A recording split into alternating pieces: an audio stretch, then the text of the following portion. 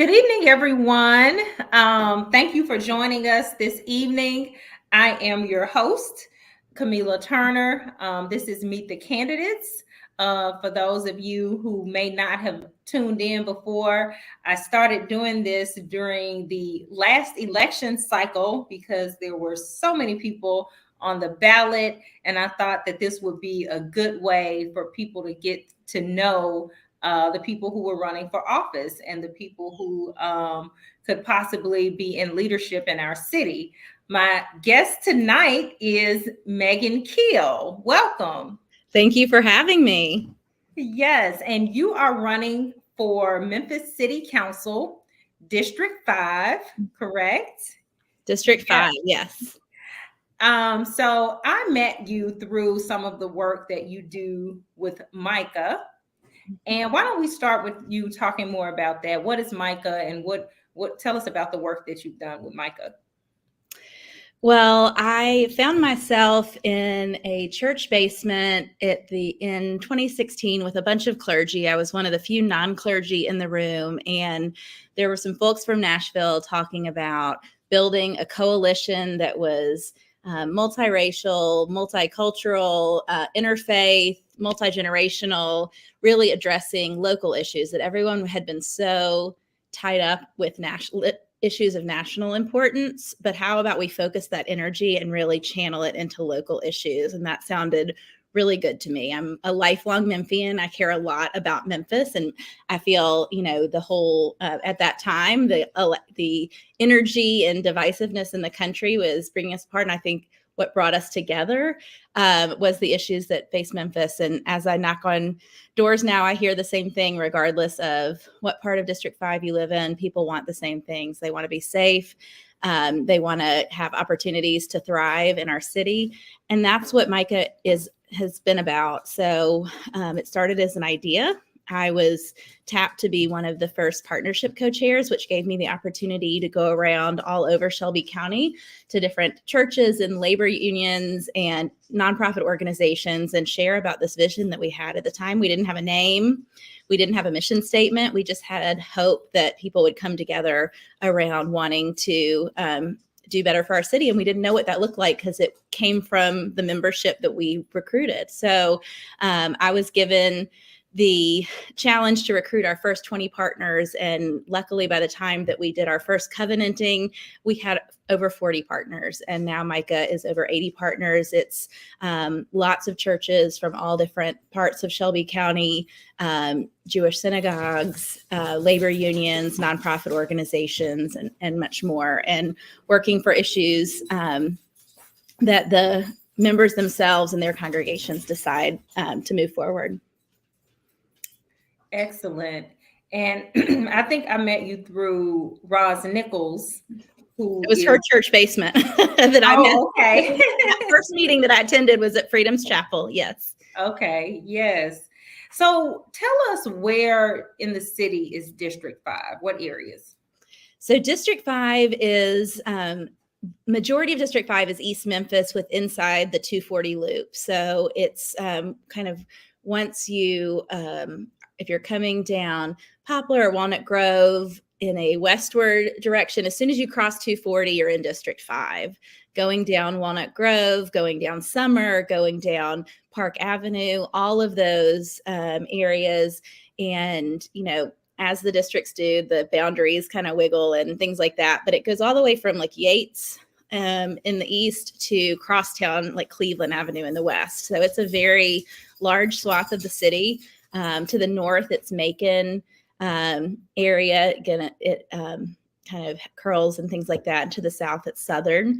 And what has been really interesting, having grown up and I went to St. Mary's, which is in East Memphis. I go to Temple Israel, which is in East Memphis. My husband and I live in Midtown, which are the two bookends of the district. But really what's interesting about District 5, and it's a microcosm of Memphis, is you can be in some of the most affluent neighborhoods in 1 minute. You're in Chickasaw Gardens or something like that. And then you go up Tillman a few blocks and you're in a blighted area of Binghamton. And this is all District 5. And I think that's really important to think about. I think when people think about District 5, they're thinking about it just as that Poplar corridor where it is the business district and things like that.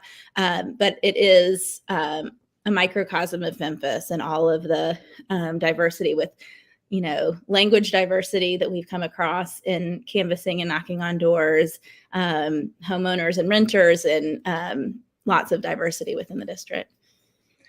Why did you decide to run for public office, specifically city council?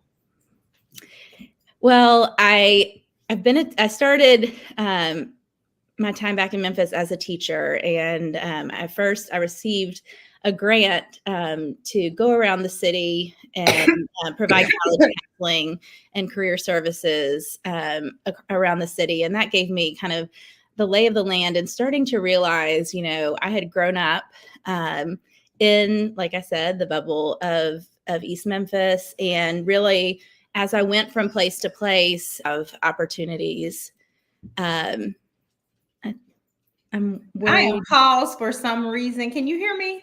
You're frozen on my screen. Can you hear me? I can hear you. Okay, hold on. Okay, so tell us why you decided to run for public office, specifically city council. So my early years back in Memphis, when I came back after college and grad school, were in education. I worked at Rhodes College in the admissions office, and from there, I decided that I wanted to share that knowledge that I had seen from the admissions perspective with students across Memphis. And so I got a grant from the Assisi Foundation and traveled around the city really as a mobile college and career counselor, going to all students all over the city. And what I saw at that time, whether I was, way north in Raleigh, Egypt, or way south at Whitehaven High School, or all over in between, when you match people with opportunities, the opportunities just the magic that happens. And I'm the type of person, when I see an opportunity that is ready to happen, when I know that there are resources, and it's something in me when I see something that I know is not meeting its potential. And that's what I feel about Memphis right now. I feel like we need leadership that helps us meet our potential. I'm the type of person that has to get in and do that. And what I saw from being able to provide those opportunities for these students, and seeing how students make choices once they know what their future can hold and all these opportunities that are ahead of them. That's that moment where you see this, like, oh my goodness, that's what I want to capture and keep doing for Memphis. So I really feel that Memphis is not meeting its potential. I think we have a lot of the same people who, in especially my district, keep running, and it's a recycling of the same types of ideas. I think it's time for some fresh ideas and new leadership. And I really think that, there is a lot to be said for leadership that can bring people together and not try and use divisiveness as a tactic. That's not going to serve us in Memphis. And I'm the type of person, I'm a listener. And, as someone who has been advocating for young people and opportunities and, throughout my adult life in Memphis, and I realize sometimes it just feels like we're not, it falls on deaf ears. We don't get the emails back. We don't get the responses. And so what if someone who has tried and understands as a constituent what that is like to want your city to be the best it can be and feel like you're not being heard, let's try and have new leadership that can do that. And so that's what I really want. I want to make sure that, we're having these town hall meetings, not just right before elections, but really, bringing neighborhood leaders together, bringing people who have very different ideas of what it means to move our safety forward in the city. Regardless of where I go, we all want to feel safe, but we all have different experiences of where we've grown up and how we see the world, but we can all work I really feel that when we have leadership that can bring people together, that starts with listening, that we can move Memphis forward. Excellent. Now you have an acronym, SOUL: safety, opportunity, unity, and leadership. Mm-hmm. And at the top is safety. I think everybody in Memphis is at least somewhat concerned about safety, or should be. It is a real issue. What do you think the city council's role is in safety and public safety? So the city council oversees the budget and makes sure that our budget is reflecting the needs of what we have. And I want to be very clear that I know how important the role of law enforcement is in our community, and for us to feel safe and know that we have that. And, you know, this past weekend, I went to a forum that Chief Davis and her officers had at Glenview Community Center. And it keeps ringing in my head. What she said is, we cannot have the community asking us to arrest our way to safety, that's not going to do anything. And this is coming from the chief of police saying to the community members, this is not the only thing that we can do to make, you know, they want to be proactive. They want to be able to do the community policing where they're actually preventing crimes rather than just being reactive all the time. And so it really was a plea I felt from the police, because we do know that, you know, it's been hard across the country to recruit police officers. We've had the budget set aside for a long time. The money is there. People are not applying for these jobs like they used to, even with these incentives and all of that. So what Chief Davis was calling for at this community meeting, and again, you know, at these community meetings, it was like 25 people in the room that heard this, but I hope that the message can go more loudly. She was saying, we cannot arrest our way to safety. We have to look at the root causes. And that was straight from the chief of police. And so that is things that the city can control too. Yes, we are going to support our law enforcement, our first responders, our police. And also we have to make sure that community centers are open and staffed and have, you know, we were looking at some data that I had received from a constituent when I was knocking on doors who works for the city. She showed me that in 2013, there were over 3 million visits to community centers. Just that short time ago, about a decade ago, we're less than 400,000 visits now. So that is a huge, and this was data provided by the city. So we're set when we do things like that, and we don't have places for the kids to go. That's a responsibility of the city, libraries, parks, community centers. If we're not providing those, we're setting the police up to not be successful. And that's what I kept hearing from these officers the other day, that, you know, just like when as a teacher, I don't want to have to be the nurse and the social worker and all these other things. I want to be able to teach the child. And the same thing too, they don't want to have to do all of these extra things like, you know, that are not necessarily on their plate. We can have more PST officers that are young people that want a pathway into that are taking traffic off of the plate of officers. That's not something that is the urgent need where we need them. Mental health, we need to invest more in the mental health teams that do work with the CIT officers, but they're also led by social workers, and that takes them off of the police too. So it's, you know, it's a both and, it's not an either or, and it's making sure that we can do this preventive work that is not just reactive. Excellent. So what about opportunity? Why did you choose that as one of your words?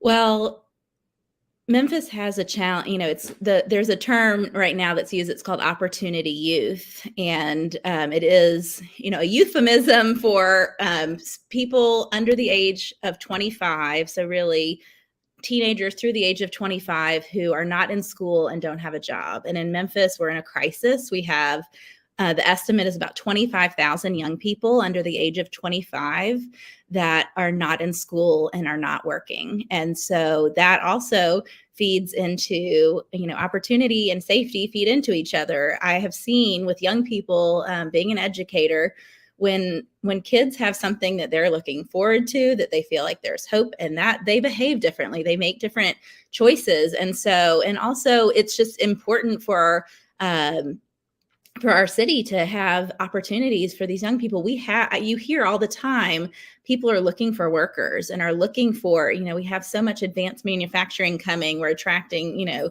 whether it's Blue Oval City or all these companies that we're trying to attract.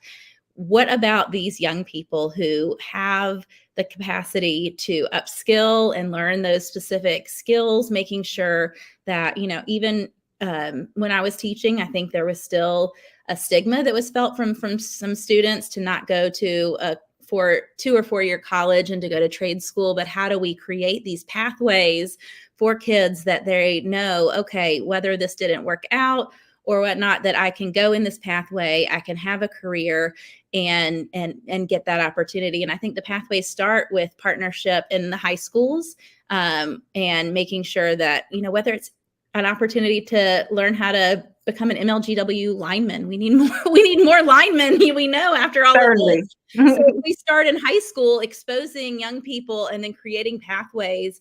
What I have found from a lot of my former students that I stay in contact with is as soon as they need a job, they go to a temp agency. And that's not really a pathway to opportunity. They feel used. They feel like they're not protected when they get hurt or things like that. And so when you want, we need the community to invest in opportunity for these young people and opportunity for businesses too, to come and find. I've heard recently the chamber was talking about how our diverse workforce is such an asset and how we need to market that, and how do we create these opportunities where these businesses can come find this diverse workforce, but our people who are our best asset and we need to invest in are finding ways to opportunity to get these jobs starting in Memphis and Shelby County schools, and then going on pathways throughout young adulthood as well. And what about unity? Why are we in need of more unity in the city? Yeah, I think, and this is not the just kumbaya kind of unity where we all sit around and say everything is okay.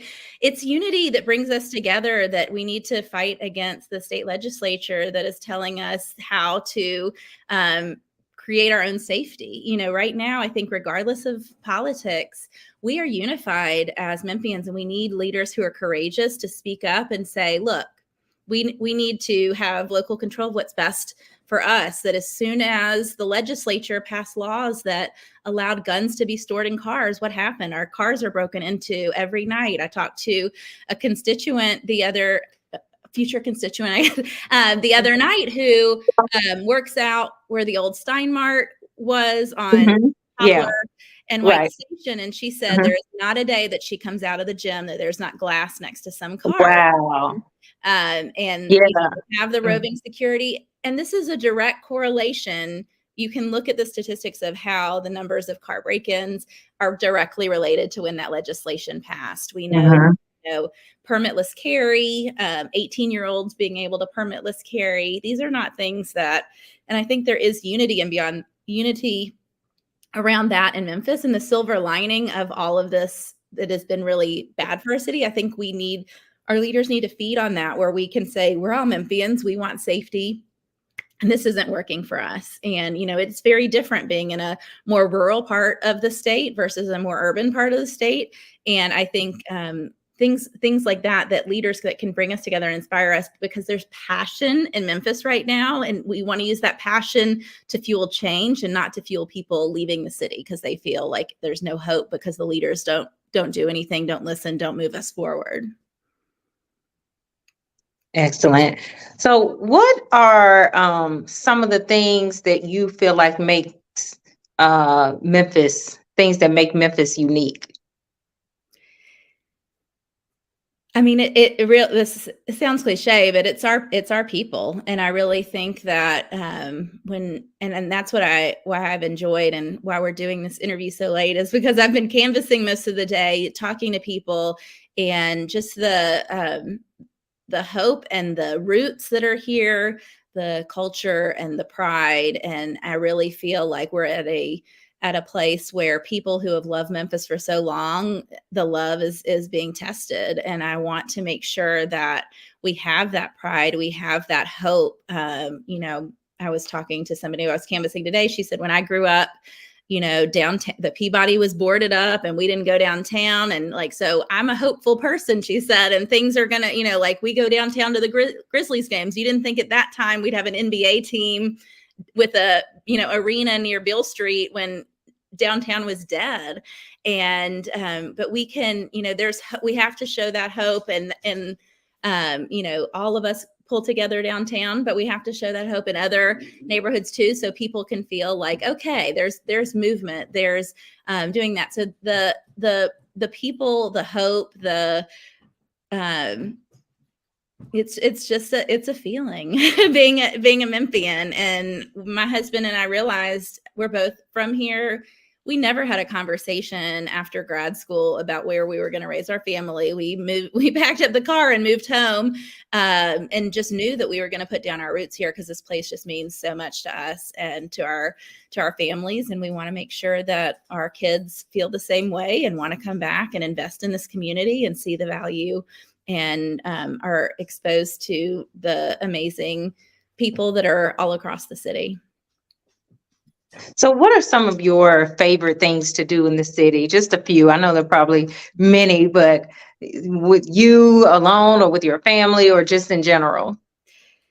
Grizzlies are a big one for our family. We Okay. love when we can go to a Grizzlies game, and that feeling and the energy, whether you're just walking down Beale Street with the drum line or doing that, there is this cohesiveness to the community when we're doing that. I'm also a nature lover, so I live very close to Overton Park, and I make sure that I am there as much as I possibly can to kind of reset myself amidst all of this, especially during a campaign season. But when we bought our house, having the park as our backyard with Brooks Museum and with the zoo and what the Overton Park Conservancy has done there. So we are using that park all of the time.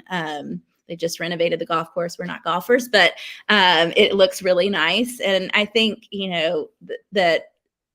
that the public spaces that bring us together, whether it's the FedEx Forum, whether it's the parks, and these are all part of the city's responsibility for creating these vibrant spaces for us to come together. And lastly, what is your vision for the city of Memphis? Where do you see Memphis in the next 20 plus years? Well, I really have a vision for civic education and a civic renaissance and that's part of the work that we were doing, and Micah was about, and what you're doing here is about getting people closer to the people who are representing them and understanding how to make changes, how to come before city council, county commission, the school board. And as an educator in the role as an elected official, I hope to use that platform as a way, when I talk to people at the door, I'm not just talking about why they should vote for me. I'm saying, do you realize that you have 4 representatives on the city council? And almost no one says yes. People are like, what are you talking about? You have your single member district and then the 3 super district representatives. And they're like, I don't just have 1 super district representative.